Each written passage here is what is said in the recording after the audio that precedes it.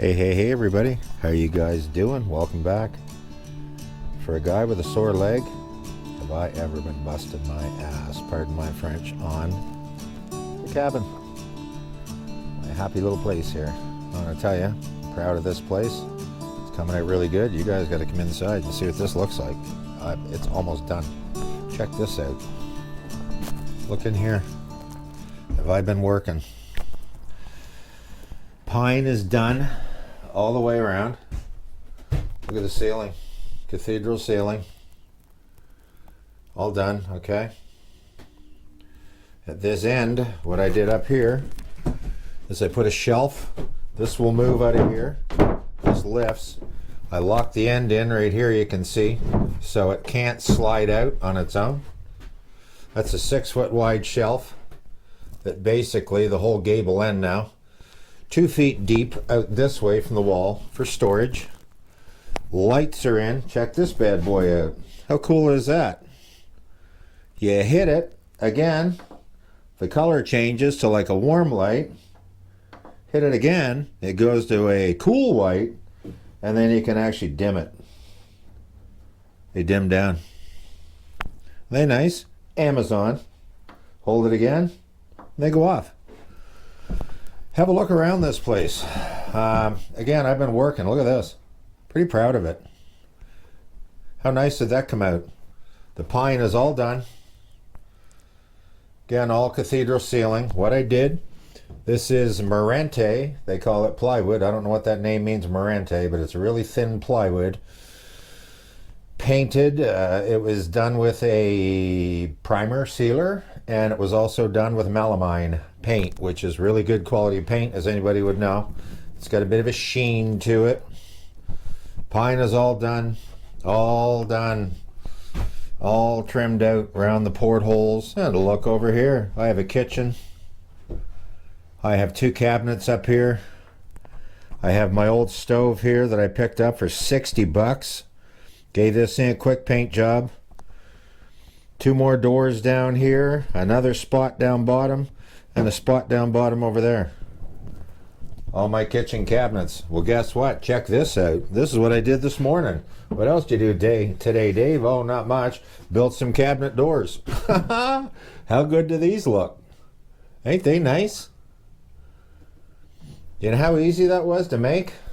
All it is, get you in the better lighting here. The perimeter is tongue and groove pine. Like, you can cut this stuff in 100 different ways. And I did in the process of this. This is basically cut down. The groove is in here on your lumber. This is your groove. The tongue would have been way over here. There's a bevel here and a bevel here on this, because when you flip this stuff over on the back side, it's got that bevel in the middle. This is a reversible pine. It can be put one way or the other. Tried it first the other way. Thought it was too busy. It was too much going on. I got halfway up this wall when I started doing it, and there was just too many lines. Well, there's double this. You had that plus another line, and it was just, to me, it looks good in some applications. I just didn't like it in here. So anyway, cut that down. Like, I made all this stuff, right? I made all this trim. You can see, I don't know if you can see this smudgy mark. It's just putty. That's putty covering some of the holes in that from the air nailer. All this trim. This takes so long to make. And then install it all, right? So tedious. The only thing I haven't finished in here, the windows are framed out, but I'm going to make a screen, and what I'm going to do is build a window frame. Basically, well, very similar, I guess, to what this is here. About the same. I may cut it a little thinner, and on the back side, I'm going to staple window screen. So basically, you have to make a screen for this window. It's already built out here. You can see I put in the window. And here's another dilemma I'm having. I don't know if anybody can help me out with this one, but you know what I need? I need somebody with a 3D printer to make me something. You see these handles? The way they made these? This is for your rollout window. Well, you can see here, this pine, I had to notch this to get this on. Well, this just fits right now. I can work this window right now. Just fits, okay? Well, here's the problem. I want to put the trim around this window. I want to frame this all with my screen. So the way I'm going to have to do it is probably, I don't even know how I'm going to do it. Leave this corner out. I'm going to have to kind of go here and leave a portion of it and put something in here to compensate, like just kind of silly, right? Or if I had somebody with a 3D printer, they could make me a longer one of these. Somebody could just simply scan this little crank handle. This is a spline, they call it, right? It's a spline. If somebody can make me these just longer, you know, is that possible? Anybody 3D printers? Anybody have a clue if that could be done? Probably could be done. But anyway, again, windows all trimmed out. Benches are in. This is the 1x12. Some of the deals on this stuff, I think somebody was asking about where we got this pine. Home Hardware, West St. John, had this stuff on sale for 49 cents a linear foot, which is insane because it's called 1x5 tongue and groove. Their standard 1x5 pine right now is $1.45 a foot. Well, this was 49 cents. We've bought, and you're going to laugh, 510 feet of pine in here. And I worked it out that it's about a half a pound per, I wanted to see the weight, right? It's about half a pound per linear foot, because I cut a piece last night and weighed it. Cut a foot. So anyways, this thing has about 250 pounds of pine in it. But look even how nice that come out, and how even everything worked out. The gable end going right up. Look, this is all even Steven. When I did my ridge board, I cut this at an angle, my ridge trim, so these butt right up nice. You know, it's all, and again, everything's got to be gone over sanded. It's all going to be gone over sanded. And this is kind of an add-on thing. Actually, well, I'll show you a couple more things. We have everything in the kitchen sink. Check this out. Amazon special. This just showed up today. It's like 38 bucks. It's a bar sink, right? And it even has, comes with a drain, comes with a nice little stopper. How cool is that? With a little strainer you can pull out down there. And it's even got a thing that hooks on with a trap, a P-trap with a hose. So it's basically made for an RV. And what we're going to do, this is going to be very cool, we're going to have running water in this cabin. I'm probably going to sit it, probably like that, sunk into the counter. We already have a single faucet we got. That's going to be back in the corner back here in the sink, okay? The single faucet. And there's enough room, actually, get that out of there. It exaggerates it because it's sitting a foot in the air. Back in this corner, there's going to be a faucet back here. And this will have lots of room to turn. Over at my cabin right now, what I have is I got a 12-volt pump, submersible pump. And runs half-inch line. Princess Auto, it's only like a $20 pump, but I'm going to tell you, they pump very well. They pump a lot of water. So what I'm going to do is, that's why I built this cabinet right here. On this side, I'm going to have a 20-liter jug with potable drinking water with a pump submersed into that tank. As soon as we get it here, just submerge it in. It's going to be hooked into the electrical system with a clear hose, a half-inch, going over to my tap. And then underneath that, under here, there's going to be a gray water bucket. So basically, you can wash your hands, coffee, water, anything I can pump out of that. I've already got a rocker switch gang, which is a real nice set of rocker switches here. They're all illuminated. This is going to run my. One is going to be for the power for the lights there. One is going to be for water.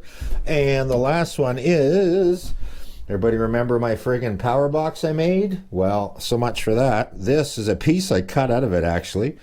Because what I'm going to do is, this is going to be a charging station. It's going to be in the wall right over here. It's going to be in the wall mounted right in here, my charging station.